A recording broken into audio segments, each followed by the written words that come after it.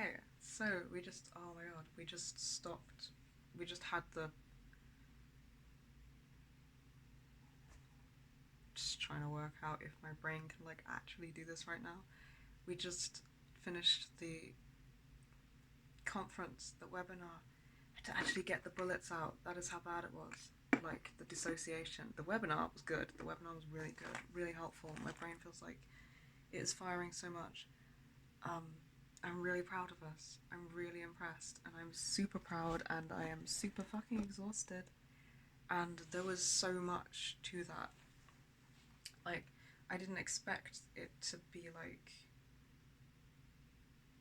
you join over Zoom, and then he was like, "Oh, there's only like a few people. There's only like, was it 6 people or something there?" And he was like, "Oh, it might be nice to see some faces if anyone wants to switch their camera on." And I was like, "Ugh." But then immediately, like a lot of us were like, it would be. I think we'd get more out of being in like an actually human, connective experience and like make it more real. So we kind of like were shaking already, but got the camera on, which was hard because I was on the computer and there's no camera there. So I was like panicking about getting my phone on at the same time as the computer. And then I was like, what does it look like? It looks like I'm not watching because I'm looking to the side. So I had like shit tons to regulate through and shit tons of hypercritical thoughts to like detach from, notice it was happening, breathe, go. My breathing's really obvious. It's fine, just breathe anyway. It doesn't look like I'm looking at the screen. They don't need to focus on what I'm doing. I don't expect they're going to be. I can focus on what we're doing. And then it was really helpful. Holy shit, there's so many notes. I don't even know how to kind of summarize this.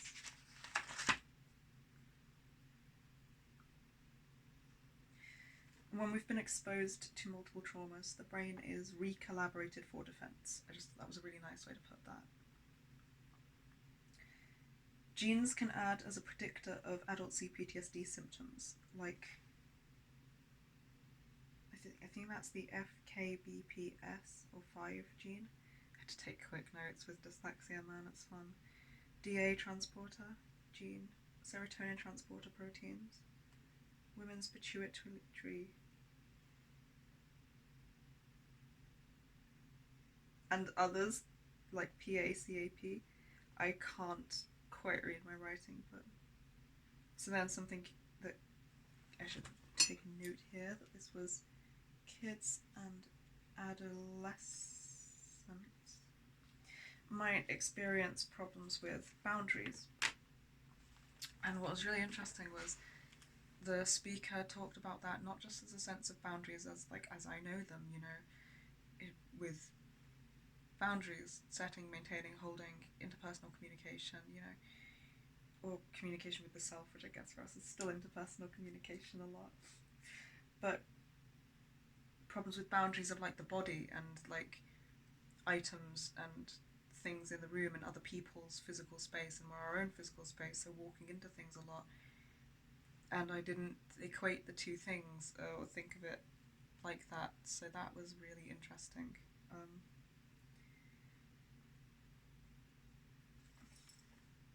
Because yes, we experienced that both. And then the dude asked a question and I was like, I felt so frozen in terror. Like my heart was beating so fast throughout all of that, just being on the camera. And then the idea of being unmuted, I was like, but I really wanted to know something, and I was like, I swear I have a question. And my brain was screaming shit at me, like, you just want to prove how clever you are, you just want to be on camera. Meanwhile, I'm sitting there, like, with my heart racing, like, frozen in terror of being on camera without even being unmuted.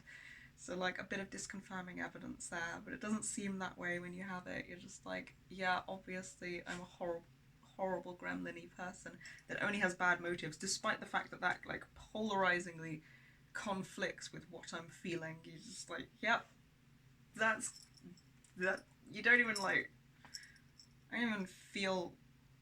I don't even notice that that's conflicting evidence and go, oh yeah, no, I'm feeling terrified, and this is taking a lot of strength and a lot of regulation and a lot of bravery.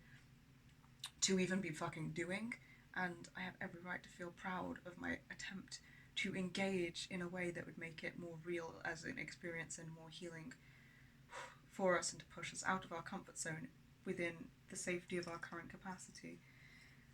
So I'm like getting slaughtered by the inner critic thoughts, but because of that I was a bit too frozen to actually think. That I couldn't think. I was like looking at my notes and going, I know I have a question here, I know there's something I want to ask, but words won't come because this whole process is just going on instead. And then we took, luckily, a 15-minute break. So we went and got a drink and thought it over, and then I was like, oh, yes, I can think of my question, which was like, so the many millions of things that the neurobiology of CPTSD affects.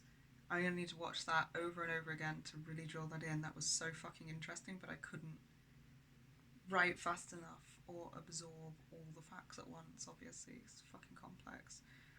But one thing I wrote down was problems in self-perception. That's such a nice way to put it, because that includes things like chronic guilt, toxic shame, helplessness, self-blame. If I think of those things when they hit as, oh, this region of my brain experiences difficulties and problems with self-perception, that makes it so much easier to like disidentify with the things I'm experiencing, that we're experiencing, instead of thinking that there's like that those are integral to our character, like that there's a reason to feel shame or any of those things. It's like, that's such a helpful way to see it.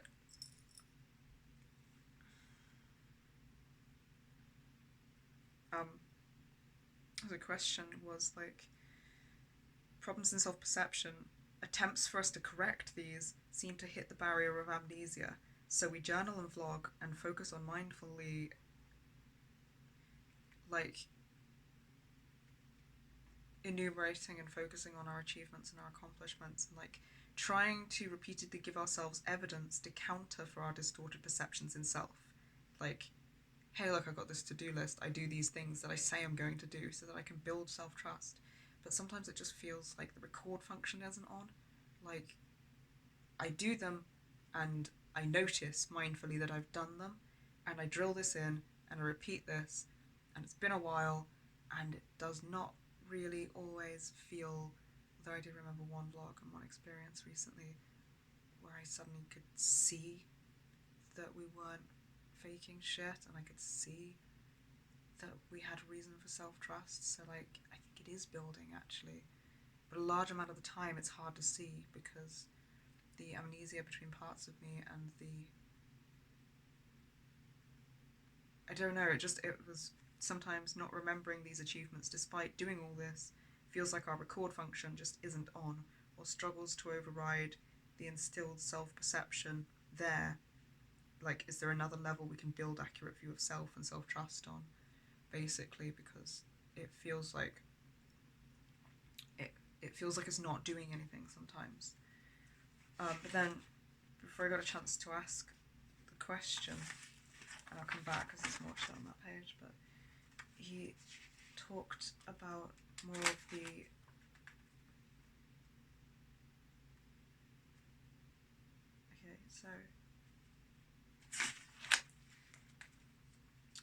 CPTSD shrinks the ACC volume, affecting its, that would be like, what is that? Anterior, oh, I can't read my handwriting. Cingulate cortex, which is like the personal assistant to the CEO of the brain. If the CEO of the brain is like the medial prefrontal cortex, so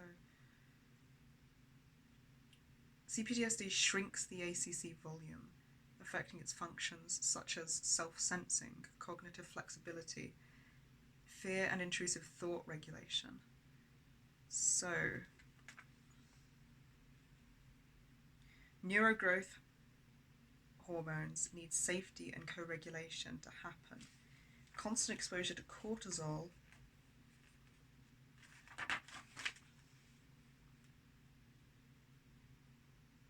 impairs neurogenesis. So between all these things, I was like, oh, okay, so then he asked if there were questions, and I like put my hand up, and my heart like beat out of my chest while he was like, oh, it won't unmute you, and then I was like, oh, I had to click join audio on my phone, and then the feedback shit, quickly turn that one down, not panic about any of this, and just focus so it didn't come out nearly so eloquent. Maybe it did, maybe it was fine. I obviously horrendously feared how it was coming out at the time, because gestures broadly at all of this. But I managed to like ignore that and just go with the question and breathe, give the context, and then be like, I just want to check that I'm understanding, because I think you gave me this answer. And so what we're doing basically with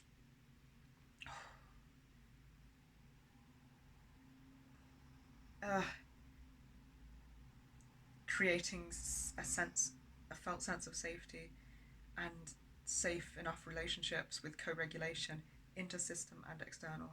I did say we though. I alternated between I and we, and I'm very proud of that. We spoke to each other in the mirror a couple of times, or a few times as well. Despite the camera, I could barely speak out loud despite being muted, but we did, and that's what's cool. So, neuroplasticity exists. They can regenerate.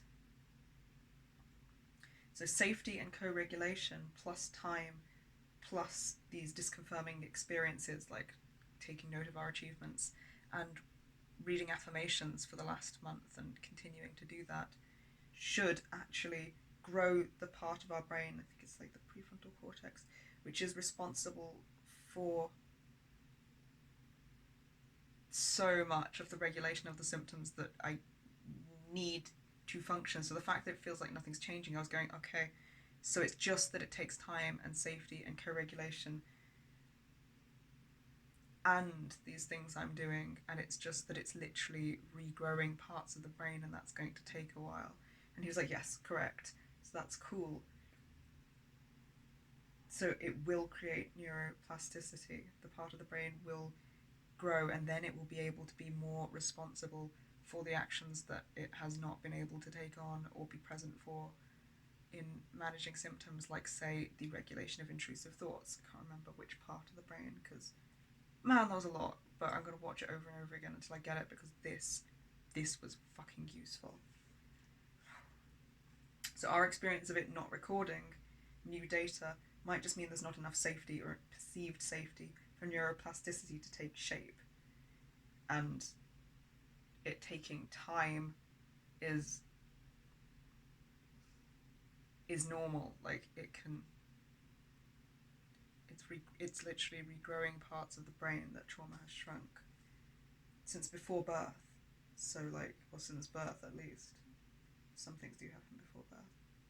The amygdala is affected in the second trimester, I think he said. So, I mean, that's really cool. We're fucked. That's really cool. There's a mixed reaction there.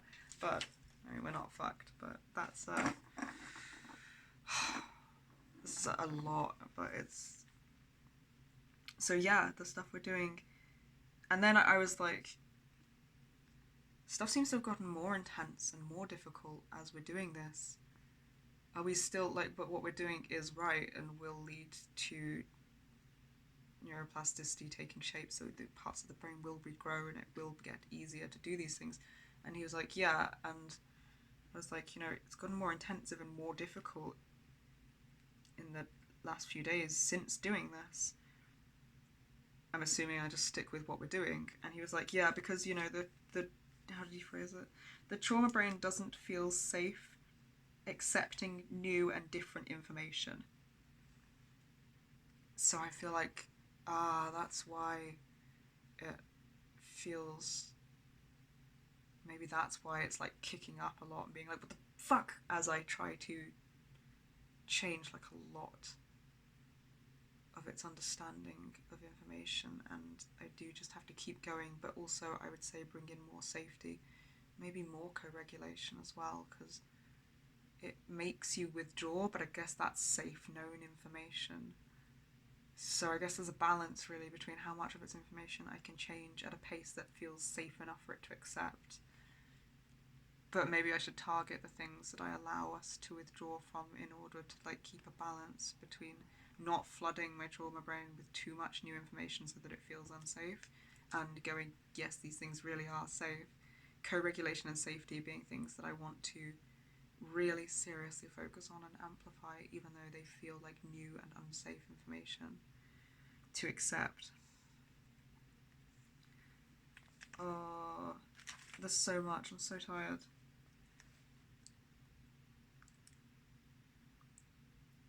Reliving experience. This can also a part of this can be reliving experiences of the trauma can be a symptom of CPTSD, either in flashbacks or ruminative preoccupation, which is, I think, another word I would say for attack fantasies and perseverating about being attacked. I'm like, all these attack fantasies, all these things that happen that I just have a building repertoire of language for now. Can also lead to things like repeated search for a rescuer, which may alternate with isolation because we need that closeness and we can't stand the feeling of it. And then I was like, how does this show up into system? Problems with systems of meaning, like sustained faith in self. So that makes sense. So that is repeatedly something that's difficult for us to hold on to. A constant sense of abandonment and despair.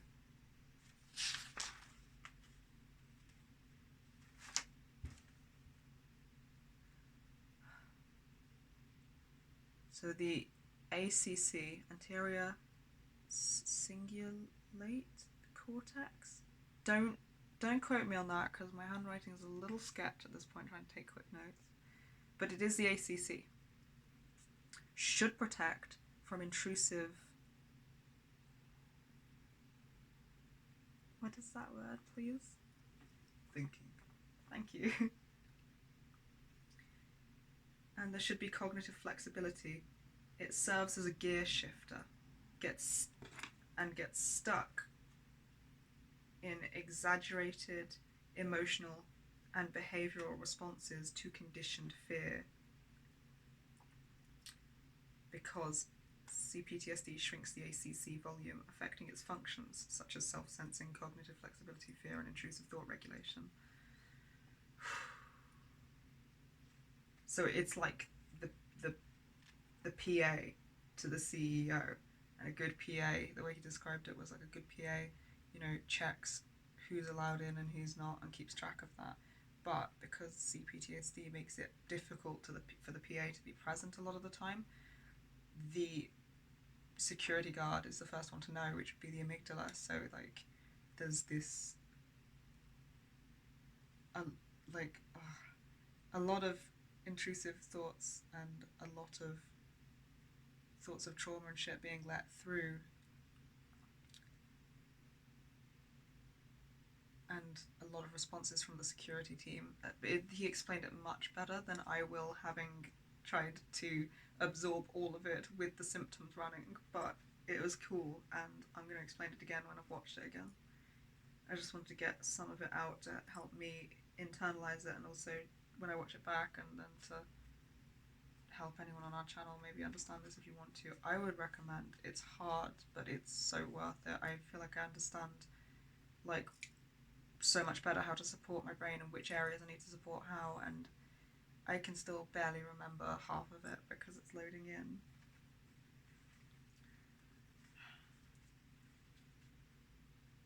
Medial prefrontal cortex, MPFC, is like the CEO. Hippocampus would be like the library. HPA axis, which is like 3 things, but I didn't have enough time to take each one. They're like chemical labs. MPFC is involved in the extinction of conditioned fear and the appropriate regulation of negative emotion. Serves as a braking system for amygdala. Studies of complex trauma show hypoactivity in MPFC, so like low levels of activity. Cognitive flexibility is affected massively in CPTSD. You know, he was sweet. The main message that this dude said was like, so you're not weird after all of these. It was like, it's neurobiology, you're not weird. Which is what we, maybe by societal standards we are weird, but that's not like any shame in that. That's a good thing. But we're not weird in any of this. This is just neurobiology. When it's not working well, the MPFC, I think, we get a lot of intrusive thoughts from the primitive brain from excess stress chemicals because of the trauma, which affects the neurons. Oh, there was more to that. I'm excited to watch it again.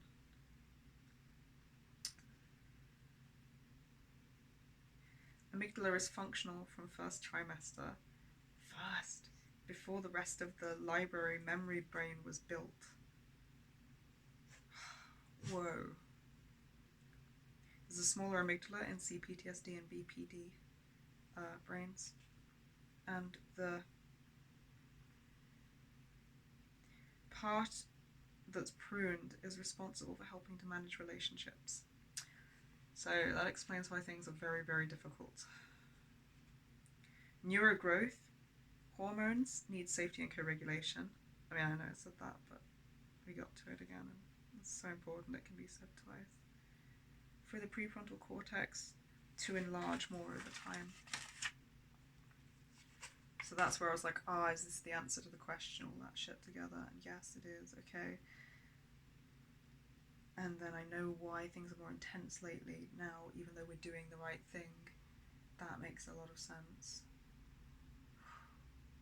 And I know we've got to just keep doing what we're doing, maybe double down on safety.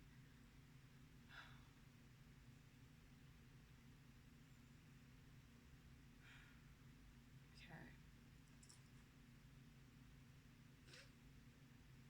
Oh, CPTSD can trigger thyroid abnormalities by breaking down the hypothyroid, lactic pituitary thyroid axis.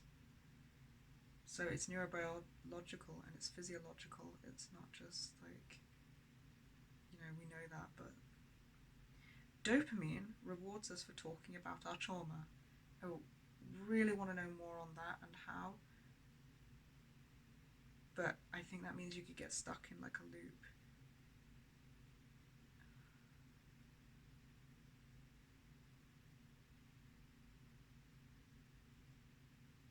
And I wonder if that's why it's like,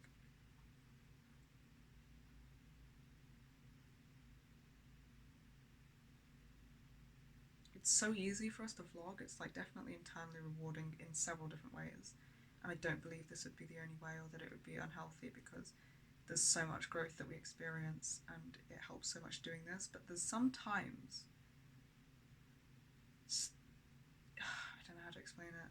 Sometimes I feel a difference, like a definite difference. Like I feel almost like I'm still so motivated to keep going and to externalize what we're experiencing and to work it out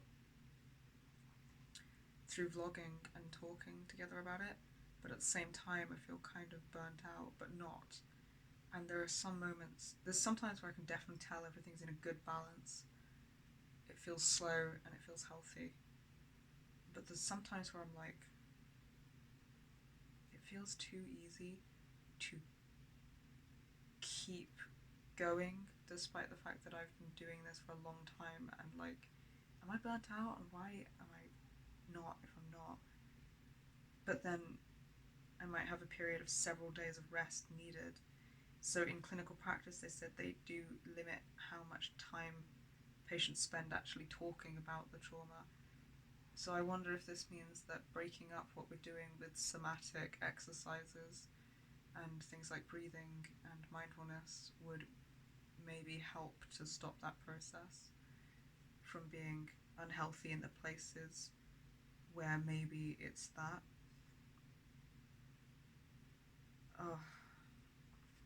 Heart rate variability can be a good indicator of mental wellness and mental health. So take your pulse.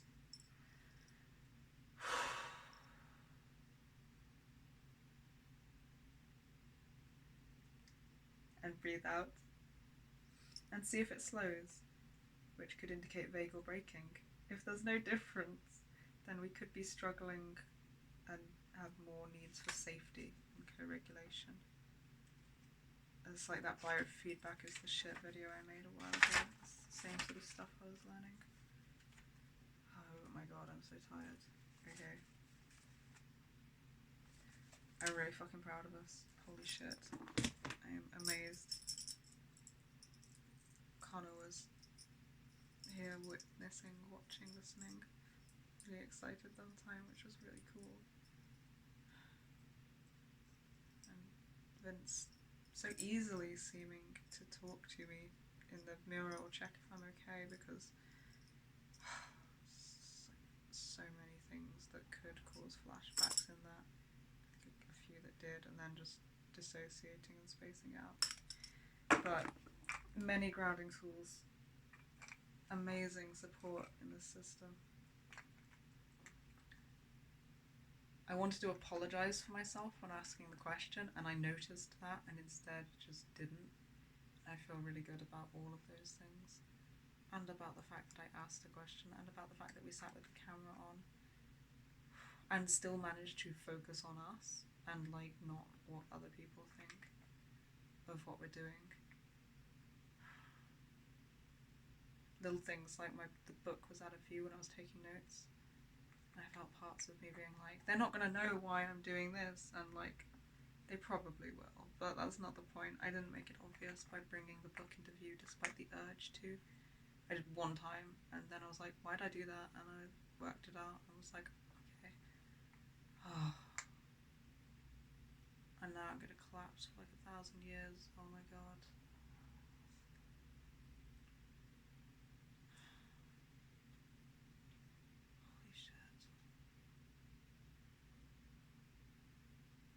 You can switch off the camera before you collapse like Sleeping Beauty.